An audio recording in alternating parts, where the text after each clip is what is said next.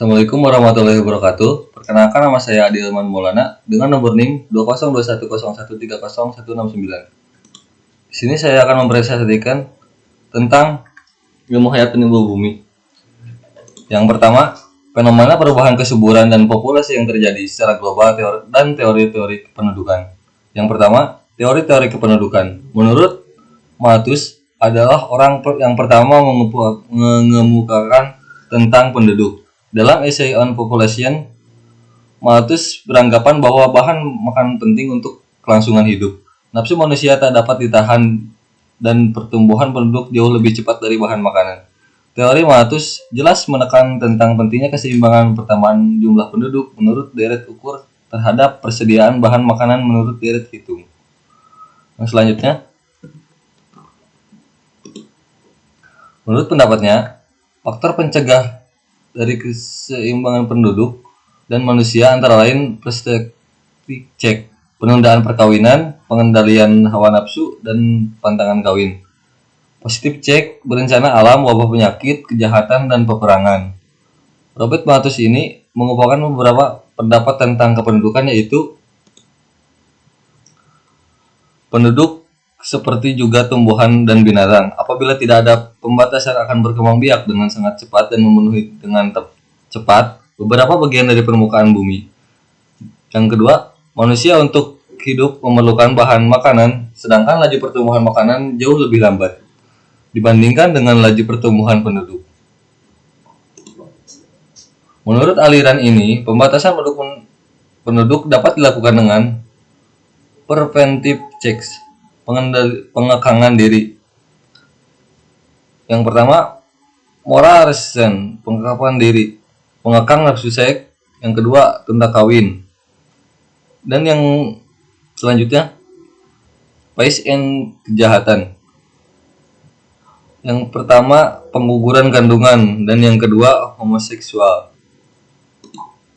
Yang selanjutnya, positive checks, lewat proses kelahiran yang terdiri dari vice atau kejadian pencabutan nyawa. Yang pertama, bunuh anak-anak, yang kedua bunuh orang cacat, yang ketiga bunuh orang tua. B. Misteri kemelaratan. Yang pertama, epidemi, yang kedua bencana alam, yang ketiga peperangan, dan yang keempat kekurangan makanan. Dan yang selanjutnya, hubungan keterkaitan antara kemiskinan dan kualitas lingkungan. Jelaskan menurut fenomena asal daerah Anda. Menurut saya, kemiskinan merupakan masalah multimediasi karena berkaitan dengan ketidakmampuan akses secara ekonomi, sosial, budaya, politik, dan partisipasi dalam masyarakat. Kemiskinan secara harfiah dapat dikatakan sebagai keadaan tidak memiliki apa-apa secara cukup. Kemiskinan juga didefinisikan sebagai suatu kondisi ketidakmampuan secara ekonomi untuk memenuhi standar hidup rata-rata masyarakat di suatu daerah. Kondisi ketidakmampuan ini ditandai dengan rendahnya kemampuan pendapatan untuk memenuhi kebutuhan pokok, baik berupa pangan, sandang, maupun papan. Kemampuan pendapatannya yang rendah ini juga akan bertampak berkurangnya kemampuan untuk memenuhi standar hidup rata-rata seperti standar kesehatan masyarakat dan standar pendidikan.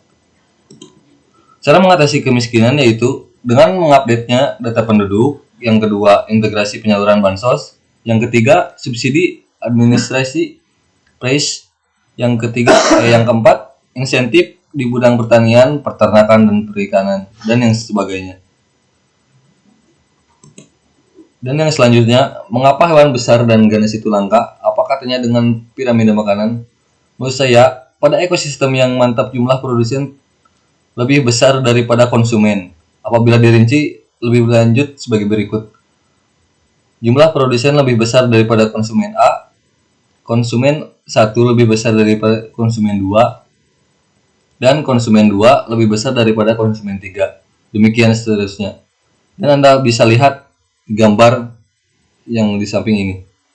Apabila keadaan tersebut kita gambarkan akan membentuk suatu piramida makanan seperti terlihat pada gambar di samping.